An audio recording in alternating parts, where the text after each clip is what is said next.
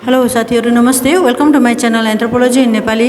आजको मेरो सामग्रीको टपिक नियोलिबरलिजम रहेको छ। आशा छ यहाँको लागि उपयोगी साबित हुनेछ। अब ढिला नगरी म भिडियोतर्फ लाग्दैछु। नियोलिबरलिजम अर्थात् नव उदारवाद विकासको चर्चा गर्दा धेरै पहिले सैद्धान्तिक रूपमा कम्टे दुर्खिमका विचारहरू तथा त्यो भन्दा पनि अघिका विचारहरूसँग जोडिन पुग्छ। सन् 1950 को दशकदेखि समाजशास्त्रीय सिद्धान्तहरूमा धेरै डेभलपमेन्ट थ्योरी जस्तै मोडर्नाइजेसन थ्योरी, डिपेन्डेन्सी थ्योरी र वर्ल्ड सिस्टम थ्योरी आदि देखा परे। मोडर्नाइजेसन थ्योरीलाई एजे फ्र्याङ्कको डिपेन्डेन्सी थ्योरीले विस्थापित गरायो भने डिपेन्डेन्सी थ्योरी पछि वर्ल्ड सिस्टम थ्योरीको उदय भयो।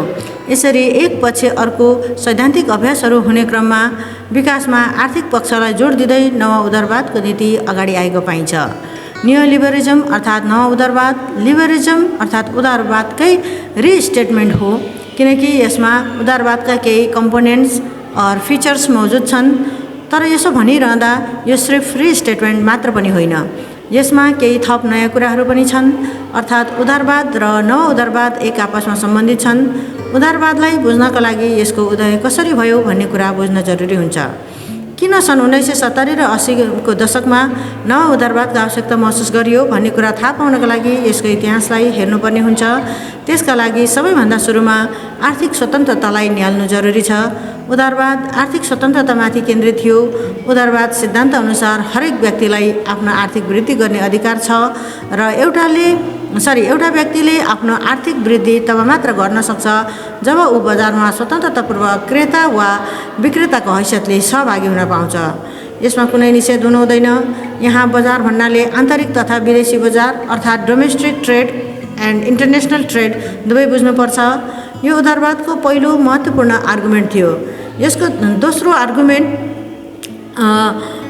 मार्केट सेल्फ रेगुलेट हुन्छ भन्ने हो। अर्थात् मार्केट सम्बन्धी महत्त्वपूर्ण निर्णय जस्तै के उत्पादन गर्ने, कति मात्रामा उत्पादन गर्ने र कतिमा बेच्ने भन्ने कुराको निर्णय क्रेता र विक्रेताद्वारा लिन पाउनुपर्छ। यो निर्णय कुनै संस्था वा अथोरिटीद्वारा लिनु हुँदैन। क्रेता र विक्रेताले बजारमा स्वतन्त्रतापूर्वक अन्तर्क्रिया गर्छन् अनि माग र पूर्तिका आधारमा यो निर्णय लिन्छन्। यो सेल्फ रेगुलेटेड मार्केटको विशेषता हो। यदि कुनै संस्था वा सरकारले हस्तक्षेप गर्ने कोसिस गर्यो भने उदारवाद सिद्धान्तका अनुसार इकोनोमिक फेलर अथवा इकोनोमिक क्राइसिस हुन्छ। यी महत्त्वपूर्ण आइडिया एडम स्मिथ, डेभिड रिकार्डो जस्ता इकोनोमिक थिङ्करहरूका थियो।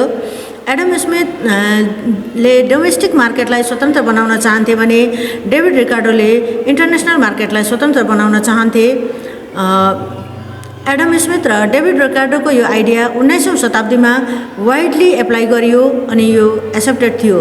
त्यही आइडियाका कारण 19औं शताब्दीमा क्यापिटलिजमको जन्म भयो। 19औं शताब्दीमा पहिलो विश्वयुद्ध भन्दा अघिसम्म अर्थात् 1914 सम्म डोमेस्टिक मार्केट र इन्टरनेसनल मार्केट दुवै क्षेत्रमा सरकारको हस्तक्षेप एकदमै थोरै भयो।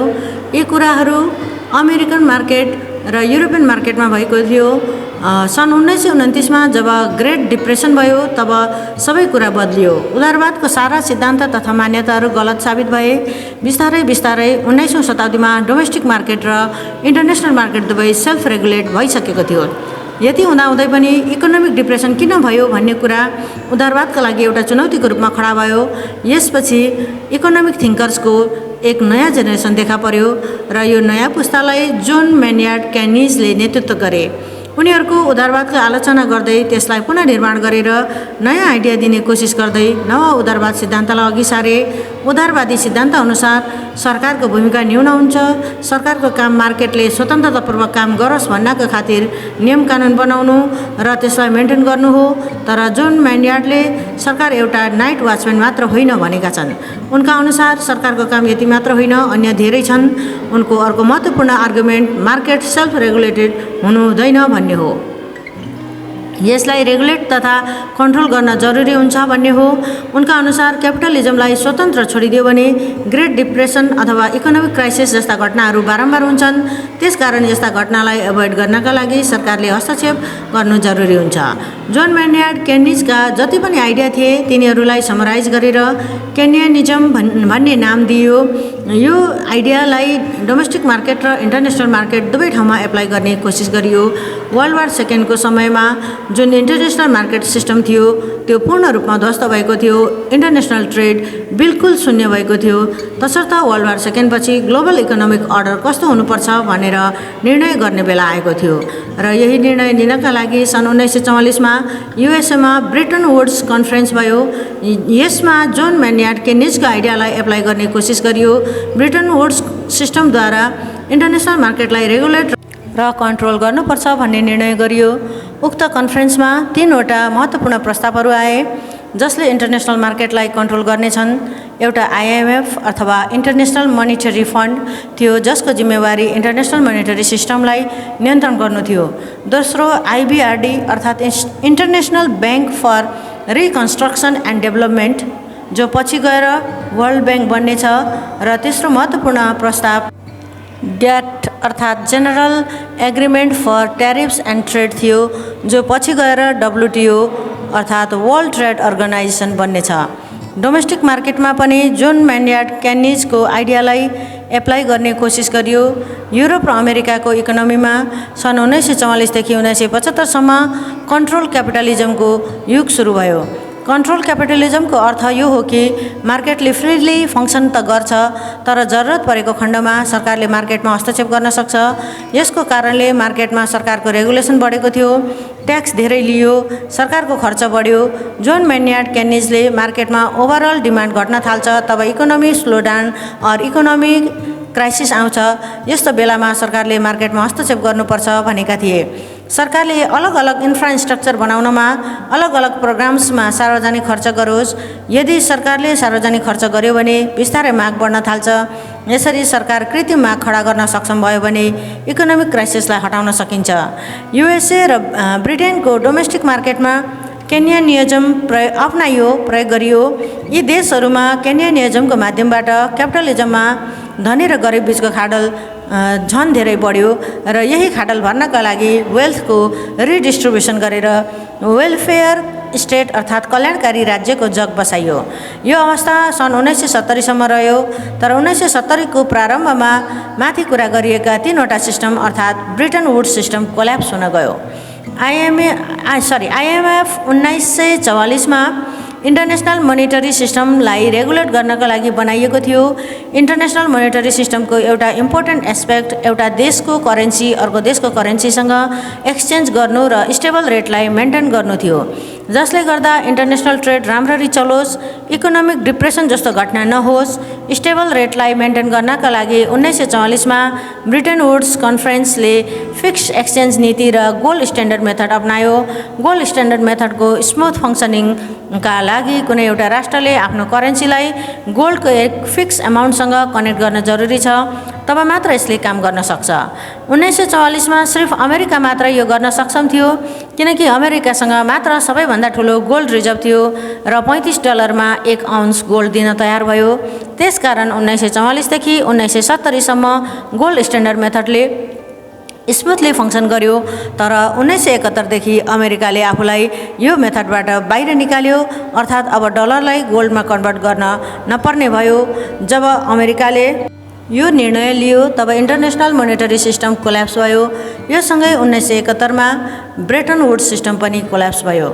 दोस्रो सन् 1970 को दशकमा युरोपियन कन्ट्रिज र अमेरिकन सोसाइटिजले कयौँ इकोनोमिक क्राइसिसको सामना गर्नु पर्यो।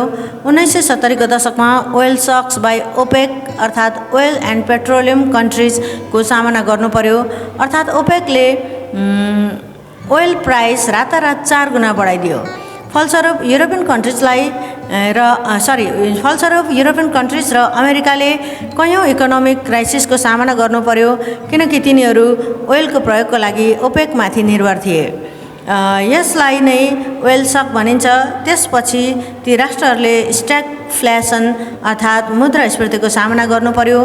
यो यस्तो अवस्था हो जसमा महँगी बढिरहेको हुन्छ साथै बेरोजगारी पनि वृद्धि भइरहेको हुन्छ तर इकोनोमीको ग्रोथ रेट तल झरिरहेको हुन्छ। यसका साथै जति पनि ठुल्ठुला कर्पोरेसनहरू थिए तिनीहरूको नाफा पनि घट्न थाल्यो। यिनै अवस्थाहरूको एगेन्स्टमा केही अर्थशास्त्रीहरूले अब सरकारको रेगुलेसन मार्केटबाट पूर्ण रूपले हटाउनुपर्छ भनेर आर्ग्यु गर्न थाले। फेरि उदारवाद नीति अपनाउनुपर्छ भन्न थाले। तसर्थ उदारवादलाई पुनर्जीवित गर्दा नयाँ तरिकाले पुनः परिचय गराउनुपर्ने कुरा गरियो र यो नयाँ तरिका वा अवस्था भनेको ग्लोबलाइजेसन हो। 19औं शताब्दीमा पनि इन्टरनेसनल ट्रेड हुन्थ्यो, तर यो 1970 को ग्लोबलाइजेसन भन्दा फरक थियो। 1970 मा यातायातमा अत्याधिक विकास भएको थियो। देशहरू एकअर्कासँग एकदमै धेरै कनेक्टेड थिए। समुद्री यातायात, हवाई यातायात लगायतका कुरामा धेरै विकास भएको थियो। सबैभन्दा महत्त्वपूर्ण कुरा इन्टरनेटको आविष्कार भएको थियो। ग्लोबलाइजेसनको एक नयाँ एरा सुरु भयो। यस्तो अवस्थामा उदारवादलाई रिइन्ट्रोड्युस गर्ने कुरा भयो। फलस्वरूप नियोलिबरलिजम अर्थात् नव उदारवादको उदय भयो। नव उदारवाद भनेको ग्लोबलाइजेसनको नयाँ अवस्थामा, दुनियाँ ग्लोबल भिलेज बनेको अवस्थामा र यातायातमा धेरै विकास भएको अवस्थामा, इन्टरनेटको माध्यमबाट दुनियाँ एक अर्कासँग धेरै कनेक्ट भएको अवस्थामा उदारवादको सिद्धान्तलाई अप्लाई गर्नु हो। नव उदारवादका अनुसार government regulation, huge public spending and high tariff barrier to international trade नै कुनै राष्ट्रको आर्थिक वृद्धि नहुनेमा जिम्मेवार छ। यो ग्लोबल नर्थको इन्डस्ट्रियलाइज कन्ट्रिजमा पनि यदि आर्थिक वृद्धि हुँदैन भने त्यसको लागि पनि र साउथ डेभलपिङ कन्ट्रिज यदि विकसित हुन सकिरहेका छैनन् भने त्यसका लागि पनि ती कारणहरू जिम्मेवार छन्। यस सिद्धान्तले विकसित राष्ट्र र अविकसित राष्ट्र दुवैको समस्याका कारण एउटै बताउँदै त्यसको समाधानको रूपमा फ्री इकोनोमिक मोडल दिएको छ। जब ती कारणहरूलाई हटाएर फ्री इकोनोमी मोडल अपनाइन्छ तब एउटा विकासशील राष्ट्र पनि विकसित हुन सक्छ र विकसित राष्ट्र अझ धेरै विकसित हुन्छ भन्ने नव उदारवादको आर्गुमेन्ट थियो। नव उदारवादको फ्री इकोनोमी मोडल सिद्धान्तलाई डोमेस्टिक मार्केट र इन्टरनेसनल मार्केट दुवै क्षेत्रमा प्रयोग गर्ने कोसिस गरियो। युएसएका रोनाल्ड रिगन र युकेका मार्गरेट थ्याचर जस्ता नयाँ नेतृत्व विकासको यस मोडलबाट प्रभावित थिए। त्यसैले उनीहरूले डोमेस्टिक मार्केटमा यसको प्रयोग गरे। त्यसै गरी 1944 मा इन्टरनेसनल मार्केटमा विशेष गरी ग्याट, आइएमएफ र वर्ल्ड ब्याङ्कलाई नियन्त्रण गर्नका लागि बनाइएको थियो। तर 1970 पछि ती संस्थाहरूमा नव उदारवादप्रति झुकाव भएका व्यक्तिहरू उच्च ओहदामा बसे। फलस्वरूप ग्याट, आइएमएफ एन्ड वर्ल्ड ब्याङ्कलाई नव उदारवादको आइडिया अथवा पोलिसी स्प्रेड गर्नका लागि प्रयोग गरियो। यही ग्लोबल पोलिटिकल एन्ड इकोनोमिकको आइडियालाई वासिङटन कन्सेन्ससको नाम दिइयो। विशेष गरी स्याप अर्थात् स्ट्रक्चरल एडजस्टमेन्ट प्रोग्रामलाई नै वासिङटन कन्सेन्सस भनिन्छ। 1970 मा आइएमएफको एडभाइजर जोन विलियमसन द्वारा स्याप स्ट्रक्चरल एडजस्टमेन्ट प्रोग्राम तयार पारिएको थियो। यसको मुख्य उद्देश्य नव उदारवाद सिद्धान्त लागू गर्नु थियो। यदि कुनै विकासशील राष्ट्र आइएमएफ वा डब्लुबीबाट ऋण माग्न गयो भने स्याप अर्थात् स्ट्रक्चरल एडजस्टमेन्ट प्रोग्राम लागू गर्ने शर्तमा मात्र तिनीहरूले ऋण दिन्थे। स्याप अन्तर्गत आफ्नो राष्ट्रको इकोनोमीलाई डिरेगुलेसन गर्नु, सरकारले वेलफेयर प्रोग्राममा सार्वजनिक खर्च अर्थात् पब्लिक स्पेन्डिङ कटौती गर्नु, खुला बजार नीति लिएर निजीकरण अनि विश्वव्यापीकरणलाई अपनाउनु पर्ने जस्ता कुराहरू पर्छन्। जब कुनै विवेकशील देशहरूले यी सबै शर्तहरू मान्छन् तब मात्र उनीहरूले आइएमएफ वा डब्लुबीबाट ऋण पाउँथे। यो स्यापको प्रमुख फिचर थियो। त्यसैगरी यदि पहिले नै कुनै विकासशील राष्ट्रले आइएमएफ वा वर्ल्ड ब्याङ्कबाट ऋण लिइसकेको भए आइएमएफ र वर्ल्ड ब्याङ्कले उनीहरूलाई स्याप नीति अपनाउन बाध्य पारे। यी सबै अवधारणा नव उदारवादको थियो। 1990 र 21औं शताब्दीको पहिलो दशकमा अथवा 2008 को फाइनेन्सियल क्राइसिस नभइन्जेलसम्म सम्पूर्ण विश्वका राष्ट्रहरूमा यसलाई पूर्ण विस्तार गर्ने कोसिस गरियो। विकसित, विकासशील तथा अविकसित सबै राष्ट्रहरूले आफ्नो इकोनोमी सिस्टममा यसलाई लागू गर्ने कोसिस गरे। हवस् त साथीहरू, आजलाई यति नै। आजको मेरो सामग्री यहाँहरूलाई कस्तो लाग्यो? राम्रो लाग्यो भने लाइक गरिदिनु होला। केही सल्लाह र सुझाव भए कमेन्ट गरिदिनु होला। अरूको लागि पनि उपयोगी हुन्छ जस्तो लाग्यो भने सेयर गरिदिनु होला। अरू नयाँ भिडियोहरू हेर्न र नयाँ भिडियो राखेको जानकारी पाउनको लागि मेरो च्यानललाई सब्सक्राइब गरेर छेउमा राखेको बेल आइकन थिचिदिनु होला। यहाँहरूको समय शुभ रहोस्। धन्यवाद।